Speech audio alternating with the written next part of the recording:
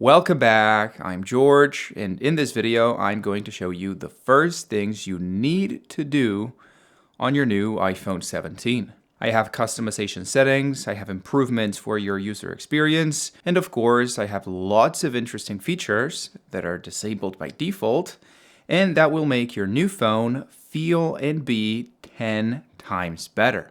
Now, that being said, and without further ado, let's begin with the number one most requested thing to change on the new iPhone 17, which in this case would be to disable the new liquid glass. Because, as many of you know, the new iPhones have iOS 26, and with iOS 26 comes a new layer of design called liquid glass that has some readability issues, as you can see.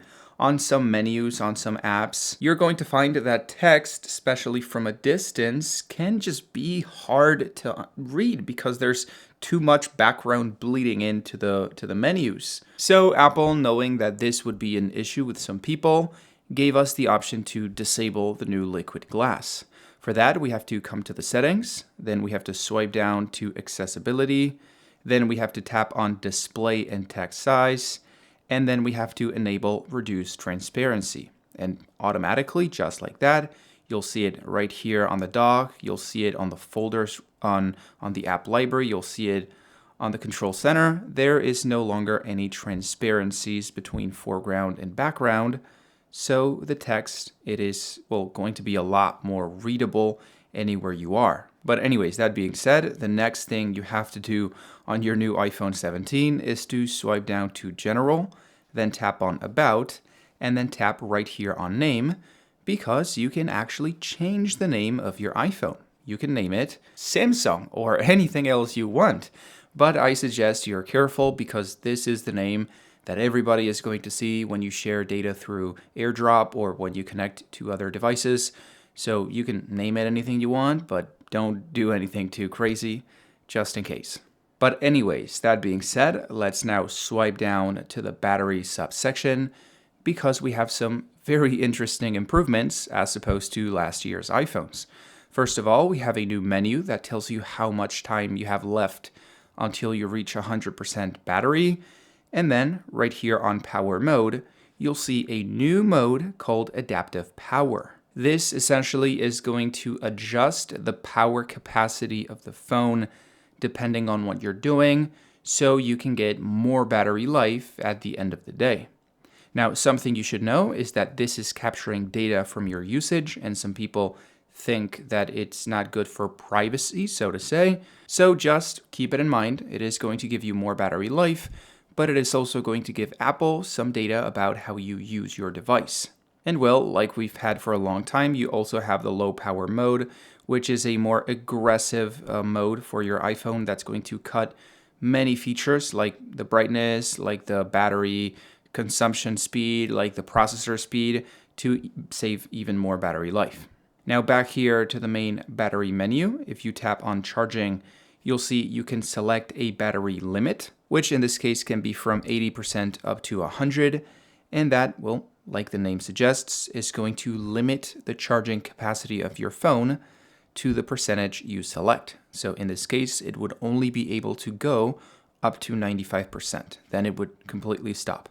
And even though this may seem kind of weird, why would you want your phone not to charge to 100%? This is actually really, really good to preserve your battery over time. So if you're going to use this iPhone for 4, 5, or 6 years, I would suggest you limit the charging capacity to 90%. That is the sweet spot, at least in my opinion. And well, also here on the battery menu, you'll see a tab called battery percentage, which is going to be deactivated by default, so you will not be able to see how much battery you have on your iPhone. I'm not really sure why this is disabled by default, but I suggest you turn it on so you can see how much battery you have left. Now, that being said, something you should also know is that the new iPhone 17s now support up to 40-watt fast charging. So you will be able to charge your iPhone much faster if you have a supported charger. So just so you know, you can buy a fast charger and it is actually going to make a difference on your iPhone as opposed to, well, pretty much every other iPhone that only supports, I think, up to 20 watts. But anyways, that being said, and before we continue, I actually have something for you watching this video. Okay, so a lot of you know me from this channel, whether it is in front of the camera or back there in the top-down shot. But right now, I'm actually building a new channel that's a little bit more ambitious, where I will be needing some extra help. More specifically, I'm looking for a co-host to be in front of the camera with me, and I'm looking for a videographer to shoot the videos. So if by any chance you're interested in being a co-host on a YouTube channel, or you are a videographer, send me an email to this address so we can talk. But anyways, that being said, I'm sorry for the interruption. Let's get back to the iPhone 17 because I actually have even more battery saving tips for you. If you come to the Settings app and you come to the main settings page, you'll be able to swipe down to the notifications mode, which is going to let you see every single app that's sending notifications to your iPhone. Now, as many of you know, every single app that sends notifications has to be updating in the background and fetching information and updating the app, and that, of course, burns a lot of battery life. So, the least amount of apps you have on this list, the better. I suggest you come here, you check all the apps, and you only enable the ones you actually use. In this case, I don't really need tips to be sending notifications. I don't need screen time to be sending notifications. I do not need home to be sending notifications. And those are just the default apps. On my actual iPhone that I use on my day-to-day life, this is a much longer list, and it will also be on your iPhone. So come here, take a long look at every app, and only enable the ones you actually use. Now, more in the same vein, if we swipe back to the main settings page, if you tap on General and you swipe down to Background App Refresh, you'll see, once again, a full list of every app that is updating in the background. So this is going to be different from notifications. This is another type of background refresh that's happening with apps. And well, once again, I suggest you come here and only enable the things you actually use. So I don't need my music app to be updating, my podcasts, my shortcuts, my stocks. Many apps here I don't really use, so I don't need to be updating. The least amount of apps, the more battery life you'll have. But anyways, that being said, let's now move on. Nope, just kidding. We have even more battery saving tips. If you come here once again to the main settings page and scroll down to sounds and haptics right here, you'll see an option down below on this menu to disable the system haptics. This essentially is going to disable the little engines that are inside of the iPhone that make it vibrate with many actions you take, like vibrating with the keyboard feedback, vibrating when you open an app or you do something inside of an app. And believe it or not, these engines inside of the phone burn some battery life because they have to move very fast. So if you disable the system haptics, you'll be able to save a little bit more battery life.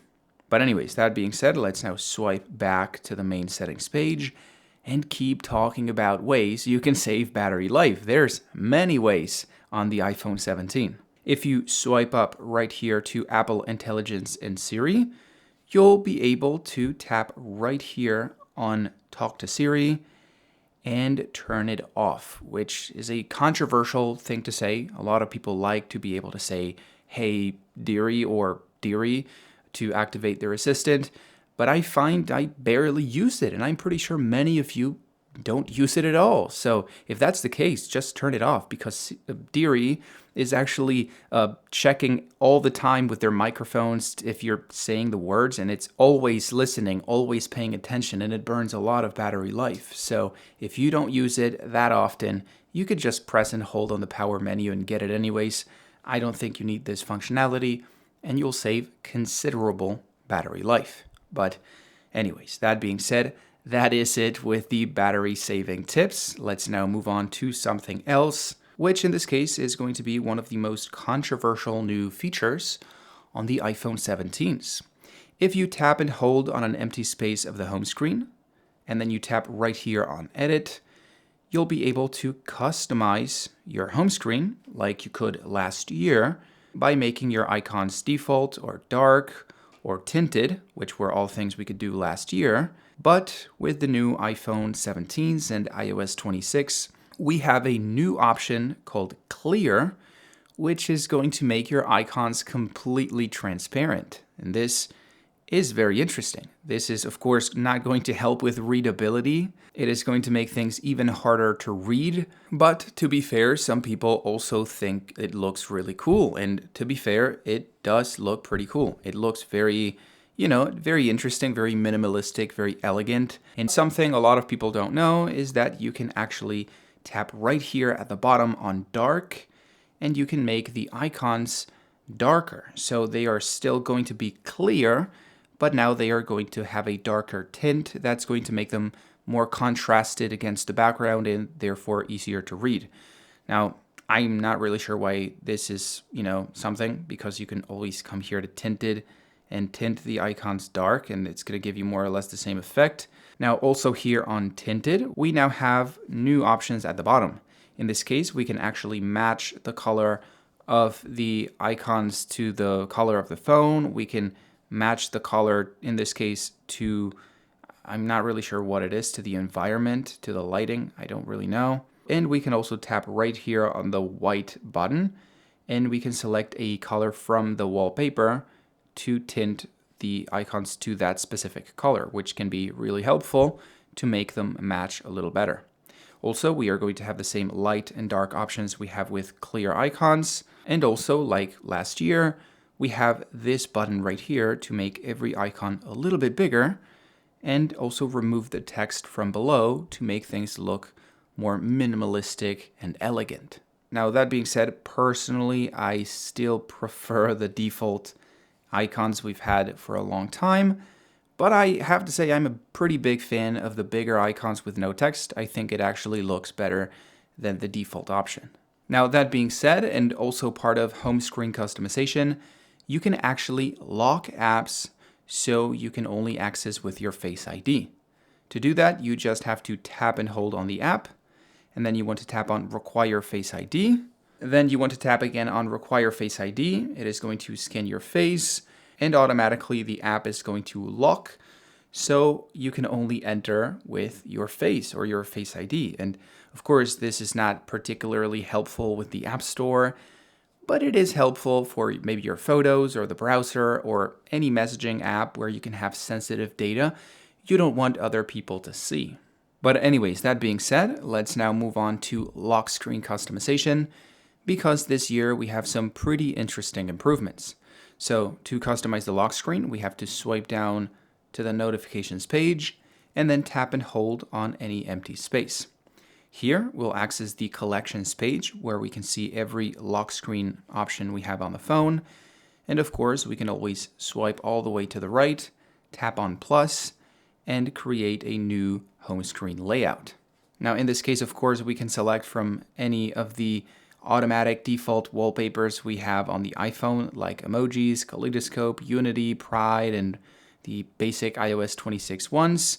But in this case, I'm going to choose a photo from my gallery because I want to show you a very interesting feature. Now, by default, for a pretty long time, we've had the option to customize the lock screen on the iPhone by tapping on each individual element of the lock screen. So if we tap on the date, we can actually replace it with information about the weather, calories, the calendar, the clock, or anything else we want. If we tap on the time, we can change the color of the text, we can change the size of that text, and we can even change the font between these four options right here. If we tap a little below on the widgets, we'll also be able to delete the widgets that come by default and replace them with any other widget we have available for the iPhone from any of the apps we have right here. So let's add a battery widget, and let's add, say, a weather widget. There we go. So you can see we have two size options to choose from, and we can also replace the quick toggles that are right here at the bottom by tapping on minus and then replacing them with anything else we want. In this case, from a very long list of controls and options we have for the iPhone. But of course, those were things we already had last year. Now I want to show you something that's new to the new iPhones and iOS 26. So first of all, now we have the ability to resize the text that shows the time, so we can make it bigger. And then we have this new button right here that is going to turn any image you use as your wallpaper on a 3D image. It is really cool. It almost gives it a 2.5D effect that can actually makes everything look more alive, more modern, more just futuristic in general, better than a 2D plain image. And the cool thing is that, as I said, you can do this with any image you have on your phone. It doesn't have to be a specially taken image with a special mode. No, you could just grab any image and turn it into a 3D or 2.5D wallpaper. But anyways, that being said and moving on, now I actually want to show you my favorite feature on the iPhone. If you come to Safari and tap on any website or article, you'll probably see that you get bombarded with cookie pop-ups or ads that show up all over the display and disturb your browsing experience. Well, now with the iPhone, you have a new option to delete and bypass anything that shows up on your display. You just have to tap right here on this button, then tap on Hide Distracting Items, and then tap on OK, tap on whatever it is that's disturbing you, and then tap on Hide. And as you can see, automatically, anything that shows up on your iPhone will be deleted so you can keep browsing as you normally would.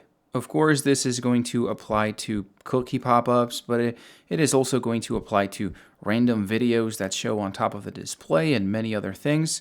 So you can, like this that just came out, you can just tap and hold, hide, automatically it's gone, and you can keep browsing as you normally would through what actually matters. And well, in this case, there's no advertisements showing up, but you could also tap on hide and delete the ad pop-up. It is incredible. It is pretty overkill because it barely takes any work, any time, and you delete any distracting item on your display. I'm not even sure how this is legal. But anyways, that being said, let's now move on to the Control Center because, as many of you know, we actually have the ability to customize the icons that show up here.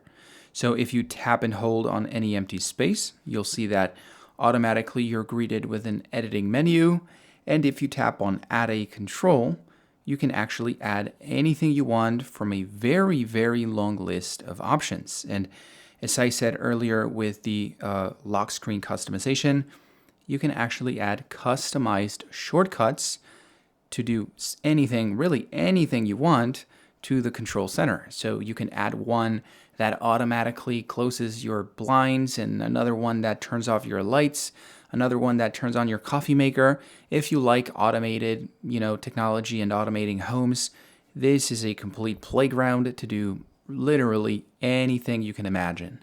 Now, also something you should know is that if you tap and hold on any icon, you can move it to any other place, and it doesn't have to be magnetized like it was before, so you can place random items in random places. And for certain specific widgets, as you can see, you can also make them, let's see if this one is a little bit more forgiving. There we go. You can also make them bigger to expand on those controls, although to be fair, I'm not really sure why you would want to do that. So I'm going to return to the default mode. And well, as a little tip for you guys trying to customize your Control Center, it is actually very easy to make a mess out of the entire space and will not be able to go back to the way things were before. So I suggest if you get messy and you actually want to restart the process of customizing it, that you come to the settings. Let's come here to the main settings page, then tap on Control Center, and then tap on Reset Control Center. If you tap right here, you'll see that automatically everything goes back to the way it was by default, so you can reset your customization. This is going to save you a lot of time. But anyways, also here on the settings page, let's now swipe down to the display and brightness menu because we can actually customize many factors about the display. So first of all, you can of course select between light mode and dark mode, which is going to save a little bit more battery life. You can also set it to automatic, which is going to switch between light and dark automatically. I'm not a big fan of that. Then you can, of course, change the text size. You can make the text bold so it's more readable. You can also enable True Tone, which is going to adjust the color of the display to the environment to make it easier to read. As you can see, if I turn it off, the colors are going to be, in this case, a little colder. And if I turn it on, it is going to go back to the way it was before, a little warmer based on the way my environment looks. Then, of course, you can also change the auto lock time, which I think by default is going to be set to 1 minute. So every time that you don't do anything with your phone for 1 minute, it is going to turn off, something that I don't really like. So I suggest you set it to 5 minutes or never. I always set it to never because I don't know.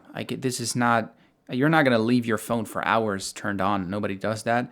And this is just more convenient.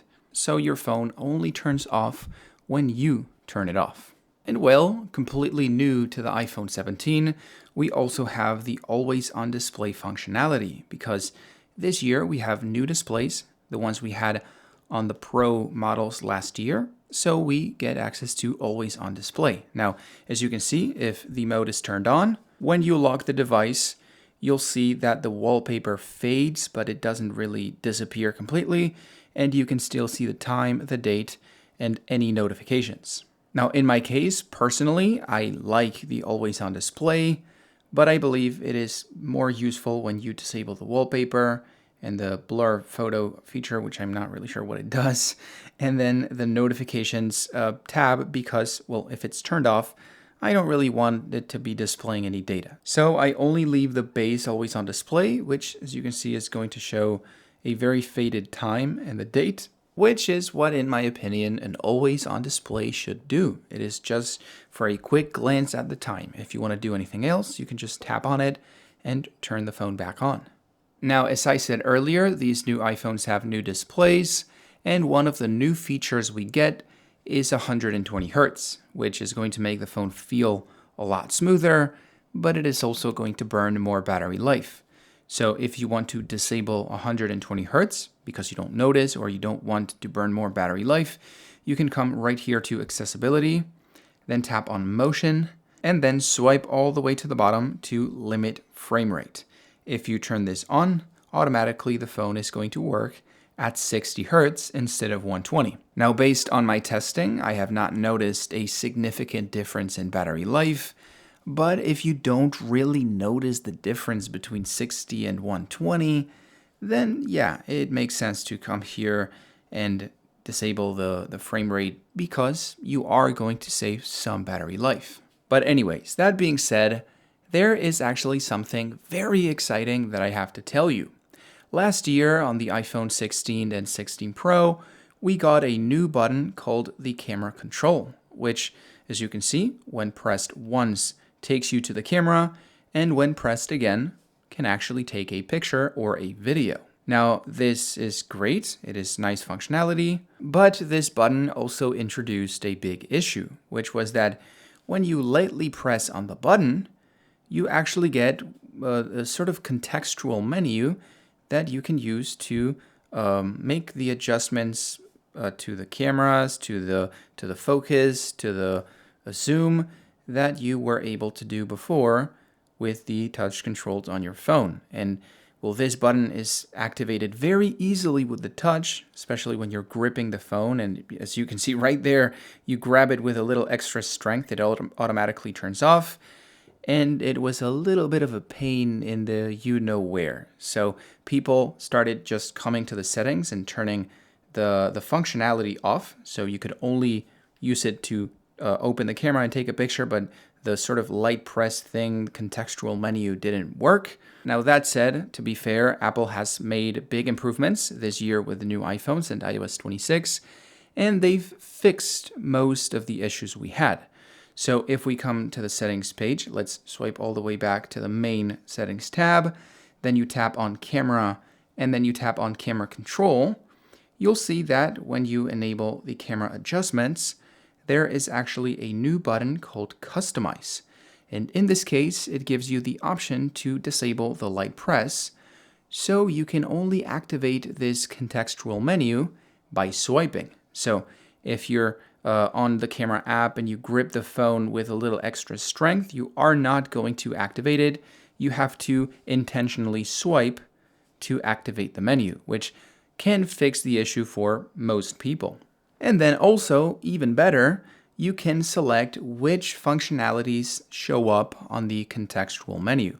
So in this case, you could only show the camera adjustments. So the menu is actually more simple and faster to navigate, and therefore actually makes sense.